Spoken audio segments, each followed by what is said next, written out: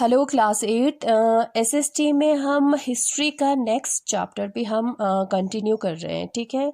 और ये है चैप्टर नंबर 8 और इस चैप्टर का नाम है वुमेन, कास्ट एंड रिफॉर्म, ठीक है। इस चैप्टर में हम पढ़ने वाले हैं वुमेन के बारे में, वुमेन यानी कि औरतें, लड़कियों के बारे में, कास्ट के बारे में। कास्ट जो सोसाइटी को डिवाइड किया जाता है लोगों को कास्ट के नाम पर, जिसको हम जात कहते हैं, कास्ट। और इन दोनों के कंडीशन में, किसके कंडीशन में, वुमेन और कास्ट के जो कंडीशन में क्या क्या रिफॉर्म्स आए, यानी कि क्या क्या चेंजेस लाए, क्या क्या बदलाव लाया, उसके बारे में हम पढ़ेंगे इस चैप्टर में, ठीक है। तो सबसे पहले हम वुमेन को लेते हैं, जो है वुमेन के बारे में हम पढ़ेंगे, ठीक है। तो ये चैप्टर जो है एक सवाल से, एक क्वेश्चन से स्टार्ट होते हैं। ये पूछा गया है कि क्या आपने कभी सोचा है कि जिस तरह से आप लोगों को फैसिलिटीज़ मिलते हैं, यानी कि ख़ास करके मैं लड़कियों की बात कर रही हूँ, गर्ल्स की बात कर रही हूँ, जिस तरह से आप लोगों को सारे फैसिलिटीज़ मिलते हैं, जिस तरह से आप लोग स्कूल जाते हैं, तो वैसे ही क्या 200 साल पहले भी जाते होंगे बच्चे स्कूल? क्या 200 साल पहले भी लड़कियां जिस तरह से अभी स्कूल जाते हैं, क्या 200 साल पहले भी लड़कियां वैसे ही स्कूल जाते होंगे? तो इस तरह से, ठीक है। तो वुमेन नाउ, वुमेन यानी कि लड़कियां, नाउ यानी कि आजकल की लड़कियां कैसे होते हैं, क्या करते हैं, क्या कर सकते हैं। उनको होता है राइट टू एजुकेशन, है ना, राइट टू एजुकेशन। कोई भी लड़की अगर वो पढ़ना चाहती है तो उसको मना करने वाला कोई नहीं होगा, है ना। जैसे कि आप लोग खुद एक एग्जाम्पल हो, आप लोग स्कूल जाते हो, स्कूल में बॉयज़ भी होते हैं, उनके साथ आप लोग बैठते हो, क्लास में बैठते हो, उनके साथ आप लोग पढ़ाई करते हो, है ना। स्कूल होता है, फिर स्कूल के बाद सबसे पहले स्कूल आप जाते हो, फिर उसके बाद आप कॉलेज जाएंगे, फिर उसके बाद आप यूनिवर्सिटी जाएंगे, है ना, पढ़ेंगे। राइट टू वर्क जो है, फिर आप आजकल क्या होता है, राइट टू वर्क होता है, जो अपने चॉइस का, अपने मर्जी का, अपने पसंद का वर्क यानी कि काम कर सकते हैं, ठीक है। जैसा उसका एजुकेशन होगा उसी के हिसाब से वो काम भी करेगा। कोई डॉक्टर बनेगा, कोई इंजीनियर बनेगा, कोई टीचर बनेगा, या जो कोई राइटर बनेगा, है ना, कोई एक्टर बनेगा, कोई भी हो, जो है वुमेन जो है आजकल कर सकती है, ठीक है। Can marry according to their choice, आजकल की लड़कियां जो है शादी कर सकते हैं अपने चॉइस के हिसाब से, जिसके साथ वो शादी करना चाहेंगे वो कर सकती है ना। Widow can remarry, widow यानी कि विडो को हम हिंदी में कहेंगे विधवा, विधवा जो है वो भी फिर से शादी कर सकते हैं, कोई रिस्ट्रिक्शन नहीं है ना आजकल। वुमेन कैन वोट, वुमेन जो है, लड़कियां जो है वोट करती है, और वोट ही नहीं कि इलेक्शन के लिए भी वो खड़ी हो सकती है ना। तो ये सारे फैसिलिटीज़ जो है, ये सारे राइट्स जो है आजकल की गर्ल्स को, वुमेन्स को जो है वो मिलते हैं। अब ये कि वुमेन देन माने पहले, कब, 200 ईयर्स एगो, 200 साल पहले की हालत जो है, बात जो है वो कुछ और थी, ठीक है। अभी जिस तरह से आप लोगों को फैसिलिटीज़ मिलते हैं, उसी तरह से 200 साल पहले जो है लड़कियों को ये सारे फैसिलिटीज़ जो है वो नहीं मिलते थे, ठीक है। थिंग्स वर डिफरेंट, बिल्कुल चीज़ें जो है बिल्कुल अलग होता था। क्या क्या होता था, जैसे कि चाइल्ड मैरिज होते थे, ठीक है, छोटे छोटे बच्चों की शादी कर देना, ठीक है। पॉलीगैमी होती थी, यानी कि एक से ज़्यादा वाइफ होना, किसी मुस्लिम सोसाइटी हो या चाहे हिंदू सोसाइटी हो, कोई भी हस्बैंड जो है एक से ज़्यादा वाइफ रख सकते थे। साथी सिस्टम होता था। साथी सिस्टम तो आपको पता ही है, जब हस्बैंड की डेथ हो जाते हैं तो उसकी वाइफ को भी जला देते हैं, उसकी डेड बॉडी के साथ, उसको साथी सिस्टम बोलते हैं। वो प्रैक्टिस होता था, ठीक है।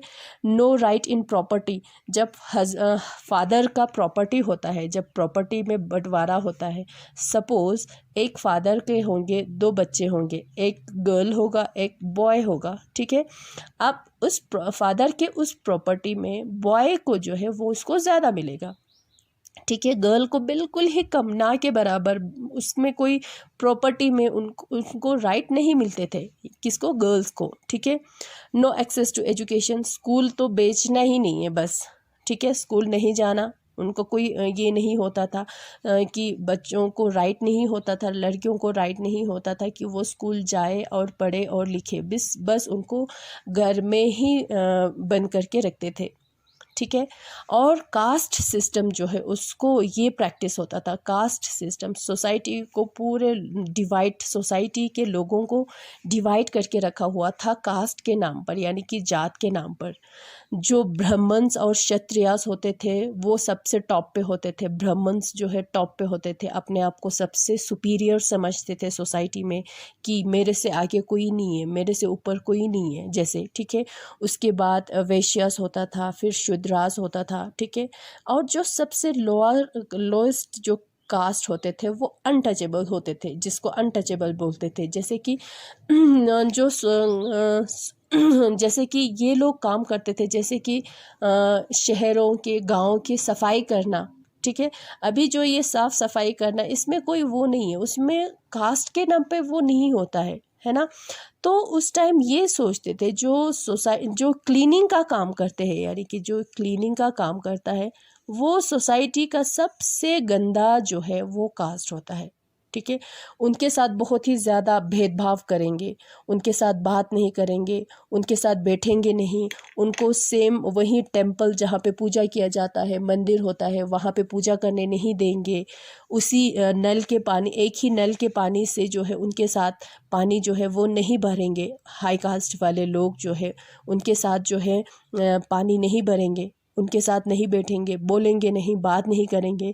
जैसे कि उनको देखा तो बस बिल्कुल अब तो कुछ हो गया, जैसे कि कुछ अनर्थ होने वाला है, ऐसा लोग सोचते थे, ठीक है। ये सब होता था 200 साल पहले, ठीक है। During 19th 20th centuries thing change. अब जो है जब 19th सेंचुरीज आए, 20th सेंचुरीज आए, चीज़ें जो है अब थोड़ी थोड़ी थोड़ी करके, धीरे धीरे धीरे करके बदलने लगे, चेंज होने लगे, ठीक है। वर्किंग टूवर्ड्स चेंज की तरफ, बदलाव की तरफ जो है अब लोग कम करने लगे, ठीक है। Due to new forms of communication like books, newspapers, magazines, leaflets, pamphlets, issues like social, political, economic, religious could reach to common people. अब जो है मीन्स ऑफ कम्युनिकेशन जो लोगों तक जो मैसेज पहुंचाते हैं उसको कम्युनिकेशन बोलते हैं। और लोगों तक मैसेज कौन पहुंचाते हैं? अभी तो टीवी, रेडियो, ये सारा टेलीविज़न है। उस टाइम जो है क्या होता था, जैसे कि बुक्स, न्यूज़पेपर्स, मैगजीन्स, पैम्फलेट्स, लेफलेट्स जो छोटे छोटे उस पर लिखा जाता है, वो सारे जो है अब जो है उसमें ये आम लोगों तक पहुंचने लगे। बुक्स, न्यूज़पेपर्स जो है वो सारे आम लोगों तक पहुंचने लगे। ये बहुत ही चीप होता था, न्यूज़पेपर्स, मैगज़ीन ये सारे चीप होते थे, यानी कि सस्ता होता था, तो आम लोग भी उसको ख़रीद के उसको पढ़ पाते थे। तो कुछ इश्यूज़, यानी कि कुछ मुद्दे, जैसे कि सोसाइटी में सोशल को लेकर हो, पॉलिटिकल लाइफ को लेकर हो, इकोनॉमिक को हो या रिलीजियस को हो, अब लोगों तक पहुंचने लगे।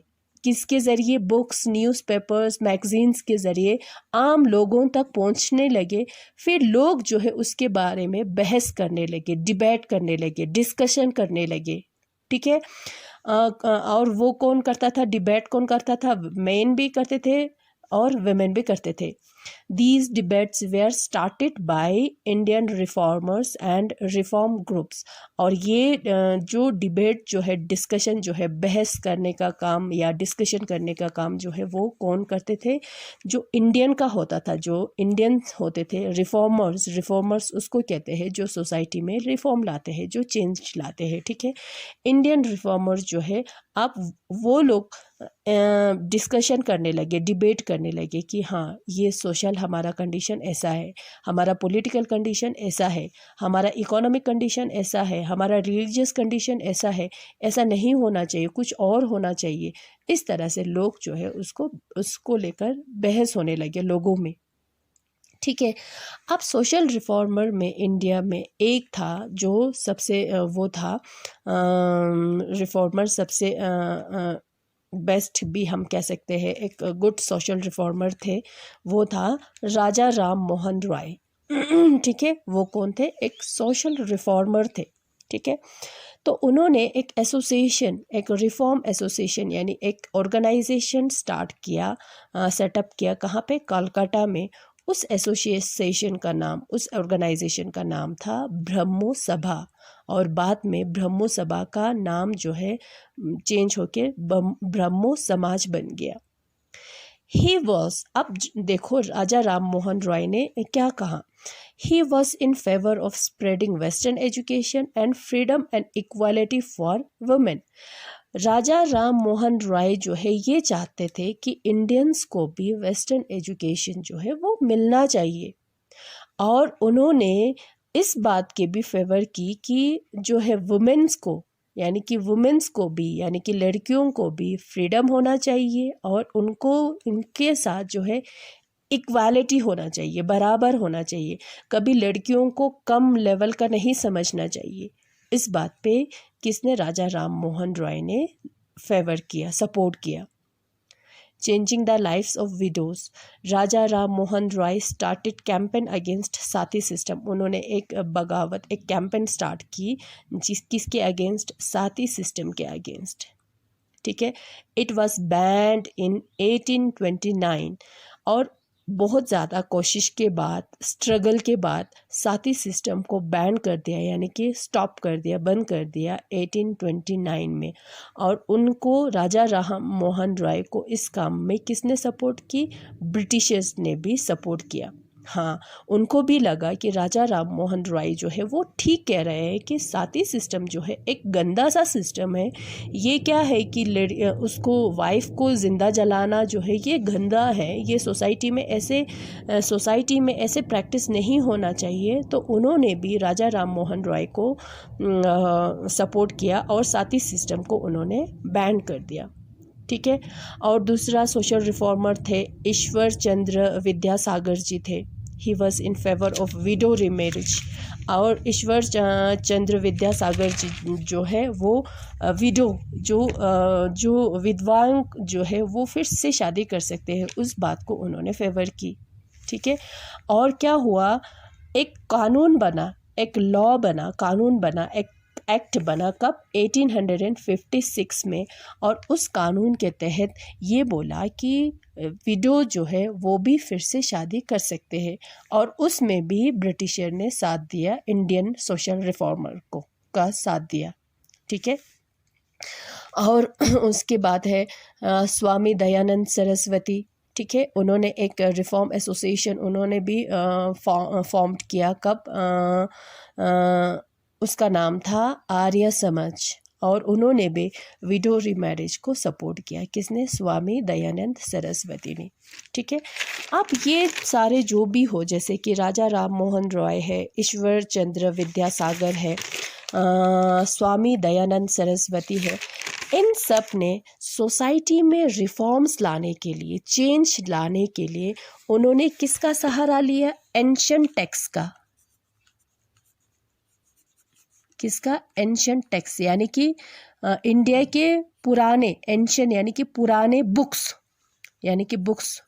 ठीक है, बुक्स जो हिंदू हो, जो रिलीजन के बारे में होता था, या जो लॉ के बारे में होता था, उनका सहारा लिया। और राजा राम मोहन रॉय ने ये पता किया, उनको बहुत सारे लैंग्वेजेस आते थे राजा राम मोहन रॉय को।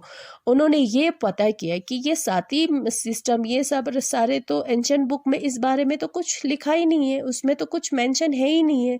इस तरह के जो प्रैक्टिस जो है सोसाइटी में तो नहीं होना चाहिए, क्योंकि एंशिएंट बुक में ऐसा है ही नहीं है, बताया ही नहीं गया है कि साथी सिस्टम जो है वो होना चाहिए। तो इस तरह से उन्होंने एंशिएंट टेक्स्ट का जो है उसको सहारा लेकर, उसके बारे में उनको बोलकर, लोगों को इस तरह से जागरूक करके, इस तरह से सोसाइटी में उन्होंने रिफॉर्म्स लाए, यानी कि चेंज लाए। ठीक है, फिर क्या हुआ? Girls began going to school. अब गर्ल्स जो है, लड़कियां जो है वो भी स्कूल जाना उन्होंने भी शुरू किया। Another reform for the women come with the support to their education. अब एक रिफॉर्म आया। ठीक है, इन्होंने रिफॉर्म लाया। किस में रिफॉर्म लाया? साथी सिस्टम उन्होंने बैन कर दी, उन्होंने विडो रीमैरिज जो है उन्होंने ये कर दी, है ना। तो एक और रिफॉर्म हुआ, एक और चेंज हुआ, वो था वुमेन के लिए एजुकेशन। ठीक है, विद्यासागर जी ने कलकत्ता में और बहुत सारे ऐसे रिफॉर्मर ने बॉम्बे में, कलकत्ता में गर्ल्स के लिए स्कूल बनाए, स्कूल खोले। ठीक है, इन द बिगिनिंग, मगर स्टार्टिंग में लोग जो है स्कूल के नाम से डरने लगे। ठीक है, beginning people feared school, school के नाम से लोग डरने लगे। ठीक है, school take girls away from home. अगर स्कूल भेजेंगे गर्ल्स को, लड़कियों को अगर स्कूल भेजेंगे तो उससे क्या होगा, वो अपने घर से, घर गृहस्थी कहते हैं ना जिसको, जो डोमेस्टिक जो वर्क होता है, जो काम होता है, उससे उसको दूर ले जाएंगे लड़कियों को।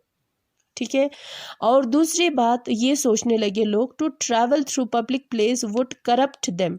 अब स्कूल तो जाना पड़ेगा, है ना, ये ज़रूरी नहीं है स्कूल आपके घर के सामने ही हो, बिल्कुल एक कदम आगे। ठीक है, तो जाना पड़ेगा स्कूल, तो दूर हो चाहे कहीं कहीं भी हो, स्कूल जाना पड़ेगा। अब जब स्कूल जाने तक जो है रास्ते में पब्लिक प्लेस आएंगे, पब्लिक प्लेस जहाँ पे भीड़ भाड़ होते हैं वो आएंगे। अगर ऐसे पब्लिक प्लेस में लड़कियां जाएंगे तो वो उससे लड़कियां जो है बिगड़ जाएंगे, लोग ऐसा सोचने लगे। ठीक है, तो पहले स्टार्टिंग में बच्चों को, लड़कियों को स्कूल भेजना जो है लोग नहीं चाहते थे, क्योंकि उनको बिल्कुल ये स्कूल के नाम से उनको डर लगने लगा। क्यों, वो लोग सोचते थे लड़कियां जो है सिर्फ घर के काम के लिए, घर में काम करने के लिए ही पैदा हुई है। तो अगर लड़कियों को अगर स्कूल भेजेंगे तो वो अपना घर का काम जो है उससे वो लोग जी चुराने लगेंगे, यानी कि उससे भागने लगेंगे, वो काम नहीं करेंगे। ठीक है, तो स्कूल जाने के लिए पब्लिक प्लेस से होके गुजरना पड़ेगा। तो अगर पब्लिक प्लेस में जाएंगे, रोज़ रोज़ जाएंगे, तो उसका जो है बुरा असर जो है वो लड़कियों पे पड़ सकता है, तो वो बिगड़ सकता है, ऐसा लोग सोचने लगे। Therefore, in the 19th century, most of the women were taught at home by liberal fathers or husband। तो इसका नतीजा क्या हुआ कि ज़्यादातर लोग जो है लड़कियों को अपने घर में ही पढ़ाने लगे, या तो उनके फादर्स या तो उनके हस्बैंड। लिबरल यानी कि जो लोग चाहते थे कि लड़कियां पढ़े। ठीक है, तो लिबरल फादर्स एंड हस्बैंड जो है लड़कियों को अपने घर में ही पढ़ाने लगे। समझ में आया? As a result, many women in 20th century began working for women education and upliftment। फिर उसका नतीजा क्या हुआ, पढ़ाने का, घर पर ही पढ़ाने का नतीजा क्या हुआ, अब लड़कियां जो है पढ़ने लिखने लगे। अब लड़कियां जो है खुद अपने लिए, लड़कियों के लिए वो क्या करने, लड़कियों की एजुकेशन के लिए वो काम करने लगे, उनके अपलिफ्टमेंट के बारे में लिए वो लोग काम करने लगे। अपलिफ्टमेंट यानी कि जिस स्थिति में वो है उससे बाहर निकालने के लिए वो काम करने लगे। कौन? अब वुमेन खुद। ठीक है, अब उनको घर में उनको एजुकेशन मिल गया, किससे, उनके फादर से, या किसी कोई उनके अपने हस्बैंड जो है उनको उन्होंने एजुकेट किया। तो अब जो है लड़कियां जो है खुद ही वुमेन एजुकेशन के लिए काम करने लगे। ठीक है, later on schools set up by Arya Samaj in Punjab, Jyotirao Phule in Maharashtra, Muslim family. ठीक है, फिर धीरे धीरे करके स्कूल्स खोलने लगे। आर्य समाज ने खोला कहाँ पे, पंजाब में। ज्योतिराव फुल्ले जो है उन्होंने महाराष्ट्र में खोला school. Muslim family teaching Arabic Quran to girls at school. अब मुस्लिम फैमिली भी, जो मुस्लिम फैमिली जो है वो भी अब लड़कियों को घर में पढ़ाने लगे। क्या पढ़ाने लगे? कुरान के बारे में, अरेबिक कुरान के बारे में अब लड़कियों को पढ़ाने लगे। ठीक है, women who work for women education. अब थोड़ा सा उन लड़कियों के बारे में हम देखते हैं जो वुमेन एजुकेशन के लिए जिन्होंने काम किया। वो कौन थे? सबसे पहले मुमताज़ अली थे। ठीक है, ये एक वुमेन है। ठीक है, उन्होंने reinterpreted Quran verses to argue for women's education. उन्होंने कुरान से ही जो लाइंस जो है उसको लेकर उन्होंने वो आर्ग्यू करने लगे वुमेन्स के एजुकेशन को लेकर। ठीक है, उस तरह से बेगम ऑफ भोपाल, ठीक है, बेगम ऑफ भोपाल ने एक स्कूल खोला कहाँ पे? अलीगढ़ में। उसके बाद है रोकिया सखावत हुसैन, ठीक है। उन्होंने क्या किया, open school for Muslim girls in Patna and Calcutta, Patna और कलकत्ता में रोकिया सखावत हुसैन ने क्या किया, स्कूल खोला, ठीक है। By 1880 many Indian women became doctors, teachers और writers। फिर धीरे धीरे करके 1880 तक जो है बहुत सारे इंडिया के वुमेन जो है, लड़कियां जो है डॉक्टर्स बनने लगे, टीचर्स बनने लगे और कोई राइटर्स बनने लगे। राइटर यानी कि जो बुक लिखते हैं, ठीक है। अब जो राइटर्स बने, ठीक है, कोई तो डॉक्टर बने, कोई तो टीचर्स बने, मगर जो राइटर बने, जो बुक लिखने वाले बने, उन्होंने अब लिखना शुरू किया किस बारे में, सोसाइटी, इंडिया के सोसाइटी में वुमेन की पोजीशन के बारे में, वुमेन का प्लेस क्या होता है, ठीक है। सोसाइटी में किस तरह से वुमेन को ट्रीट किया जाता है, इंडिया के सोसाइटी में वुमेन के साथ किस तरह से ट्रीट किया जाता है, किस तरह से बर्ताव किया जाता है। अब वो लोग इस बारे में लिखने लगे। कौन, ये राइटर्स जो कौन थे, वुमेन ही थे। समझ में आया। उसमें से कौन थे, एक था ताराबाई शिंदे। ताराबाई शिंदे जो है उन्होंने एक बुक लिखा जिसका नाम था स्त्री पुरुष तुलना। बुक के नाम से ही पता चल जाता है उस बुक का क्या नाम था, स्त्री पुरुष तुलना, स्त्री पुरुष तुलना, कंपैरिजन, यानी कि बॉय एंड गर्ल में comparison, to criticize the difference between man and women. और ये उस बुक में वो बुक लिखने का क्या था, क्या वजह था कि क्रिटिसाइज करना, सोसाइटी में किस तरह से लड़कियां और लड़कों में डिफरेंस होता है, किस तरह से वो उन लोगों को अलग समझा जाता है, कितना फ़र्क होता है सोसाइटी में, लड़के और लड़कियों में कितना फ़र्क होता है, इस बारे में लिखा किसने, ताराबाई शिंदे ने। और दूसरा था, एक था पंडिता रमाबाई, ठीक है। उन्होंने भी एक बुक लिखा जिसमें उन्होंने कि जो अपर कास्ट के जो हिंदू वुमेन थे, जो हिंदू वुमेन का जो अपर कास्ट थे, जो हिंदू वुमेन थे, उनकी किस तरह से उनकी लाइफ जो है कैसा होता है, बिल्कुल मिजरेबल, बहुत ही ज़्यादा, यानी कि गंदा, बहुत ही ज़्यादा, यानी कि क्या हम कह सकते हैं, मिजरेबल होते थे, यानी कि उनकी कंडीशन जो है बिल्कुल अच्छे नहीं होते थे, ठीक है। उनके साथ बहुत ही ज़्यादा गलत बर्ताव किया जाता है, गलत ट्रीट किया जाता है। वो उस बारे में उन्होंने लिखा, किसने, पंडिता रमाबाई ने, ठीक है। और उन्होंने, पंडिता रमाबाई ने एक और अच्छा काम भी किया, वो था उन्होंने एक विडोज़ के लिए एक उन्होंने होम खोला, ठीक है। कहाँ पे, पूना में। और उसमें क्या होता था, जो विडोज़ होता है, यानी कि जो विधवाएं होते हैं, अगर उनके साथ उसके घर वाले उनके साथ अच्छे से बर्ताव नहीं करते हैं, उनके साथ अच्छे से ट्रीट नहीं किया करते हैं, तो वो जो है उस विडो होम में आके शरण ले सकते हैं, ठीक है। और वहाँ पे ऐसे काम सिखाया जाता है, काम करना सिखाया जाता है, जिससे वो विडो जो है अपना जो है गुजर बसर कर सके, ठीक है। हाँ, अब ये सारे ऐसे चेंजेस जो है धीरे धीरे से आ रहे थे। चेंजेस तो ऐसा है कि जो अब चेंजेस तो सोसाइटी में इतना कुछ जो है, लड़कियां जो है जिसको बिल्कुल स्कूल बेचने के बारे में सोचते भी नहीं है, एकदम से उनको सारे लड़कियों को स्कूल बेचना तो शुरू नहीं करेंगे ना। चेंजेस तो धीरे धीरे आएंगे, है ना, स्लोली आएंगे। अब क्या हुआ, जो ऑर्थोडॉक्स हिंदू एंड मुस्लिम्स जो है वो began to oppose such women. जो ऑर्थोडॉक्स उनको कहते हैं जो पुराने ख्यालात के होते हैं, ठीक है। ऑर्थोडॉक्स जो पुराने ख्यालात वाले जो हिंदू और मुस्लिम जो है, वो बिल्कुल अगेंस्ट था, इन सारे रिफॉर्म्स से बिल्कुल अगेंस्ट था। किसके, यानी कि लड़कियों को पढ़ना, लड़कियों को स्कूल बेचना, लड़कियों को कॉलेज बेचना, लड़कियों का जॉब करना, काम करना, लिखना, ये इस सब से बिल्कुल वो लोग खिलाफ थे। ऑर्थोडॉक्स बिल्कुल अगेंस्ट थे। women became active participant in national movements and pressure to give female suffrage। अब जो है दूसरे तरफ क्या हो रहे थे, वुमेन्स जो है पार्टिसिपेट कर रहे थे नेशनल मूवमेंट में भी, यानी कि जो आज़ादी के लिए जो लड़ाई जो है जो मूवमेंट स्टार्ट किया था उसमें भी पार्टिसिपेट कर रहे थे वुमेन्स, जो है वो भी एक्टिव हो रहे थे। ठीक है, अब उन्होंने स्टार्ट किया क्या, फीमेल सफरेज, यानी कि राइट टू वोट के लिए।